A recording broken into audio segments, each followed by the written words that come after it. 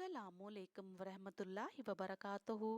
एक आबद शख्स अपनी झोंपड़ी में लोगों से अलग थलग इबादत किया करता था। वो 70 साल तक इसी झोंपड़ी में रहा। इस अरसे में कभी भी उसने इबादत को तर्क ना किया, ना ही कभी अपनी झोंपड़ी से बाहर आया। फिर एक दिन वो झोंपड़ी से बाहर आया तो उसे शैतान ने एक औरत के फितने में मुब्तला कर दिया और वो 7 दिन या 7 रातें इसी औरत के साथ रहा। 7 दिन के बाद जब उसकी आंखों से गफलत का पर्दा हटा तो वो अपनी इस हरकत पर बहुत नादम हुआ और अल्लाह ताला की बारगाह में तौबा की और वहां से रुखसत हो गया और अपने इस फाल पर बहुत नादम था।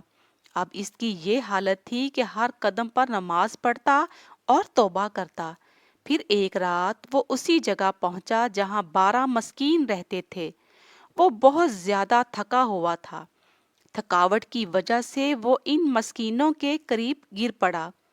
एक राहब रोजाना इन 12 मस्कीनों को एक एक रोटी देता था। जब वो राहब आया तो उसने रोटी देना शुरू की और इस आबद को भी मस्कीन समझकर एक रोटी दे दी। इन 12 मस्कीनों में से एक को रोटी ना मिली तो उसने राहब से कहा, आज आपने मुझे रोटी क्यों नहीं दी? राहब ने जब ये सुना तो कहा, मैं तो 12 की 12 रोटियां तकसीम कर चुका हूँ। फिर उसने मस्कीनों से मुखातब होकर कहा, क्या तुम में से किसी को 2 रोटियां मिली हैं? सब ने कहा, नहीं, हमें तो सिर्फ एक एक ही मिली है। ये सुनकर राहब ने इस शख्स से कहा, शायद तुम दोबारा रोटी लेना चाहते हो। जाओ, आज के बाद तुम्हें रोटी नहीं मिलेगी।